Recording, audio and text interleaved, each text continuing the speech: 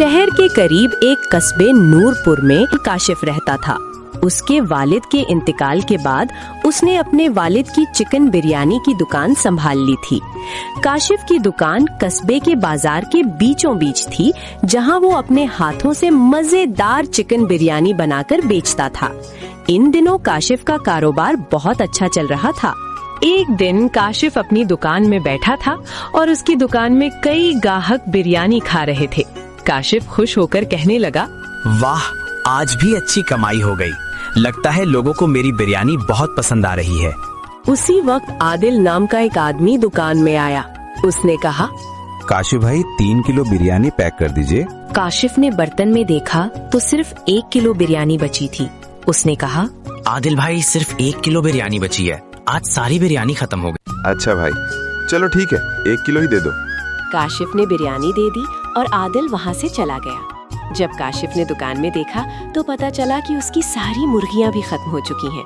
वो परेशान होकर बोला, अब मैं बिरयानी कैसे बनाऊंगा?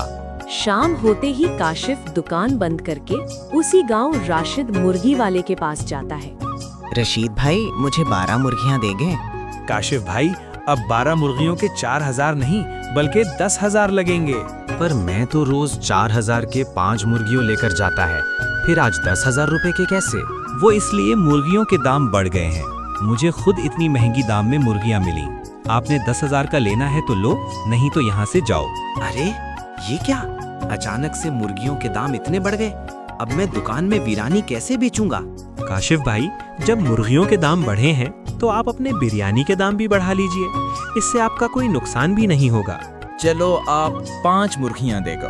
काशिफ 5 मुर्गियाँ खरीदकर अपने घर आता है। देखते देखते सवेरा हो जाता है। अगले दिन उसने अपनी दुकान के बाहर एक बोर्ड लगा दिया जिसमें लिखा था कि अब बिरयानी 1 किलो 500 की मिलेगी। ये बोर्ड देखकर बहुत से ग्राहक वापस चले गए। ये देखकर काशिफ बहुत परेशान हो जाता है। शाम तक एक भी ग्राहक वो बिरयानी खाने नहीं आया। अरे ये क्या हो गया? कल तक सस्ती बिरयानी थी तो दुकान पर मेला लगा रहता था, और आज जैसे ही कीमत थोड़ी बढ़ाई, ग्राहक सब गायब। अरे भाई, बिरयानी तो वही है, जायका भी वही, बस कीमत क्या बढ़ी, सबके दिल ही टूट गए। नहीं यार, अगर यही हाल रहा ना तो मेरा तो दिवालिया निकल जाएगा। कुछ ना कुछ जादू करना पड़ेगा, वरना ये खाली देग मुझे ही खा जाएगी। आदिल दुकान के सामने आता है। बोर्ड पर नई कीमत देखता है। अरे ओ, बिरयानी महंगी हो गई। रहने दो भाई, मुड़कर जाने लगता है। काशिफ घबराकर आवाज लगाता है, अरे आदिल भाई, कहाँ जा रहे हो? जरा आओ तो सही। आज भी वही मजेदार बिरयानी है, बस कीमत थोड़ी सी बदली है, जायका नहीं। अरे काशिफ भाई, ये क्या कर दिया आपने? बिरयानी के दाम आसमान पर पहुंचा दिए। ऐसे तो आपकी दुकान पर कौन आएगा भाई? हम जैसे गरीबों को तो अब दूर से ही खुशबू सूंघ के गुजारा करना पड़ेगा। अरे आदिल भाई, क्या करें यार, मुर्गी ही इतनी महंगी हो गई है कि हमें भी बिरयानी के दाम बढ़ाने पड़ गए। कसम से दिल तो हमारा भी नहीं मानता, लेकिन क्या करें, मुर्गी वाले ने ही कमर तोड़ दी है। ओहो, इतनी महंगी बिरयानी! बाप रे बाप! भाई ये बिरयानी है या सोने की प्लेट में आ रही है? नहीं यार, ये मेरे बस की बात नहीं। मैं तो चला, जब सस्ती हो जाए तभी वापस आऊंगा। आदिल महंगे दाम देखकर पीछे हटता है। चुपचाप एक नजर दुकान पर डालता है, फिर आह भरते हुए अपने कदम दूर ले जाता है। आखिरकार आदिल वहां से चला जाता है। काशिफ की दुकान पर एक भी ग्राहक नहीं आता। देखते ही देखते वो 2 दिन पुरानी बिरयानी जो दुकान में पड़ी थी खराब होने लगती है और बदबू फैलने लगती है। एक दिन तो मेरी दुकान पर ग्राहक लाइन लगा के आते थे। अब देखो, मेरी बिरयानी खराब होने लगी है, बदबू भी फैल गई। अब ये मेरी किसी काम की नहीं रही। चलो बाहर फेंक देता हूँ। काशिफ अपनी खराब बिरयानी को सर पर उठाता है और उसे एक सुनसान वीरान जगह पर रख देता है। जैसे ही बिरयानी वहां रखी जाती है, कुछ कौवे अचानक उड़कर आ जाते हैं। वो बिरयानी को चेक करते हैं, फिर अपनी कालिक भरी आवाज में भौंकने लगते हैं और बिरयानी को खाने में मशगूल हो जाते हैं। और काशिफ बस वहां से खड़ा देखता रहता हूँ। ये देखकर काशिफ के जहन में एक गलत ख्याल आया। उसने सोचा, अगर मैं आधी बिरयानी मुर्गी की और आधी कौवे की बना दूं, तो किसी को पता भी नहीं चलेगा। और उसी दिन से काशिफ गांव के हर कोने में कौवे पकड़ना शुरू कर देता है। अपने छोटे छोटे 8 कौवों और 2 मुर्गियों के साथ मिलाकर पुरानी बिरयानी तैयार करके बैठ गया। काशिफ ने अपनी बिरयानी का दाम पहले जैसा रख दिया।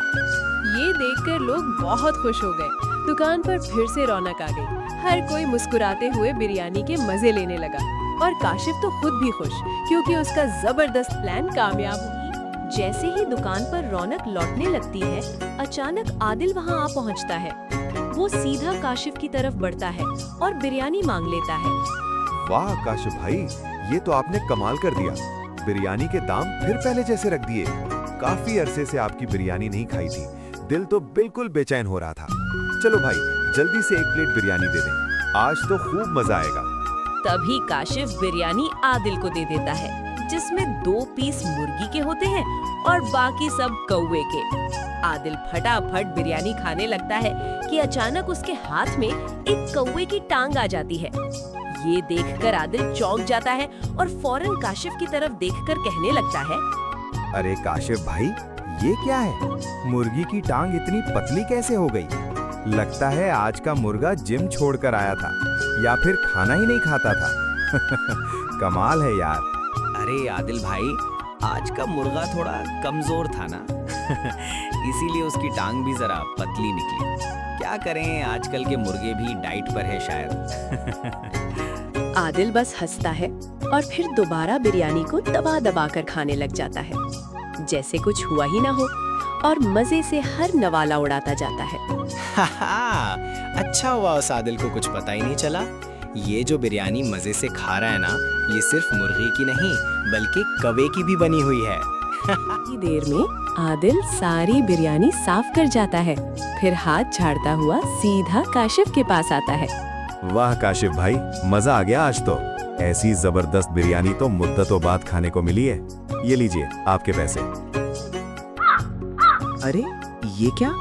ये कौवे की आवाज कैसे निकल रही है मेरे मुंह से? काशिफ भाई, ये क्या खिला दिया आपने? अरे बाप रे, इसके गले से तो कौवे की आवाज निकल रही है। कहीं ये कौवे वाली बिरयानी खाने का ही तो असर नहीं? अरे ये मुझे क्या खिला दिया है? ये कौवे की आवाज कहाँ से आ रही है भैया? काशिफ भाई, कुछ तो गड़बड़ है। अरे आदिल भाई, मैंने तो आपको चिकन बिरयानी खिलाई थी, ये कौवे की आवाज कहाँ से निकलने लगी? जैसे जैसे आदिल बातें करता रहा, बीच बीच उसके मुंह से कौवे की को आवाज निकलने लगी। ये देखकर आदिल बिल्कुल परेशान हो गया और फौरन वो अपनी बीवी मरियम के पास दौड़ता है, शायद कोई हल मिल जाए। मरियम आदिल के मुंह से कौवे की आवाज सुनकर हैरान हो जाती है। अरे क्या ये कौवा आपके मुंह से निकल गया है? ये कूकू की आवाज कैसे निकल रही है? अरे मरियम, जब से मैंने काशिफ की बिरयानी खाई है, मेरे मुंह से बस कौवे की कू आवाज निकल रही है। ये क्या हुआ मरियम?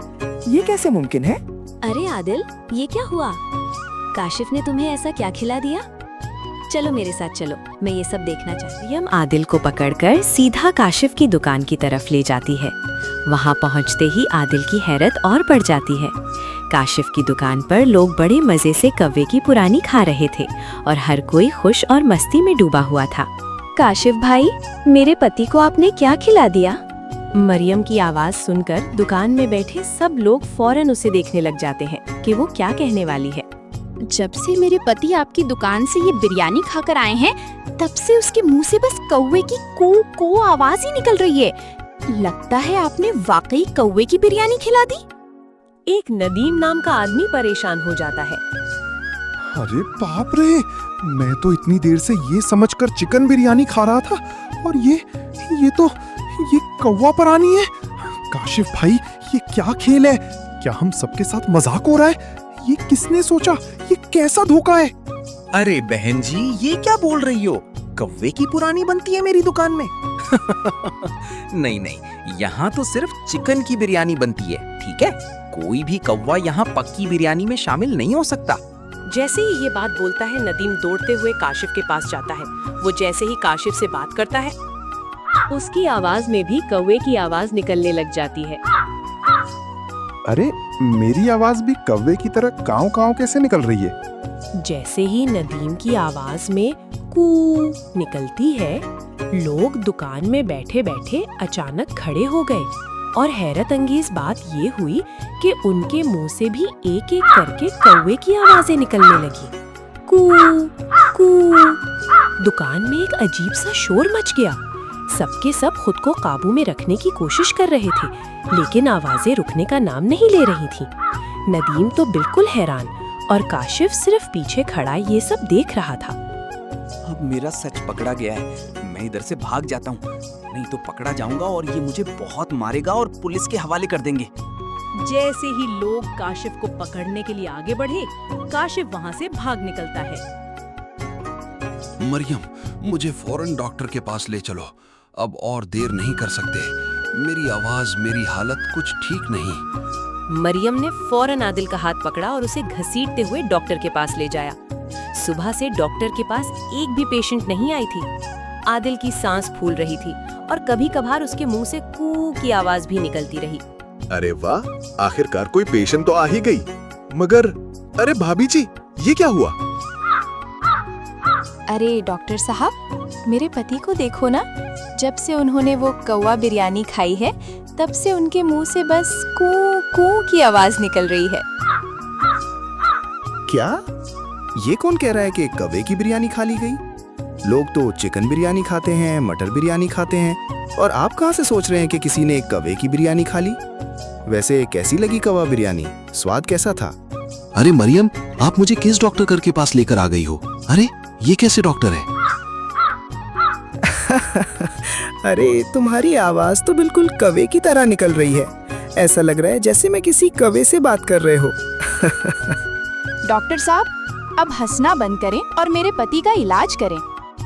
चलो अपना मुंह खोलो, थोड़ा सा और, थोड़ा सा और।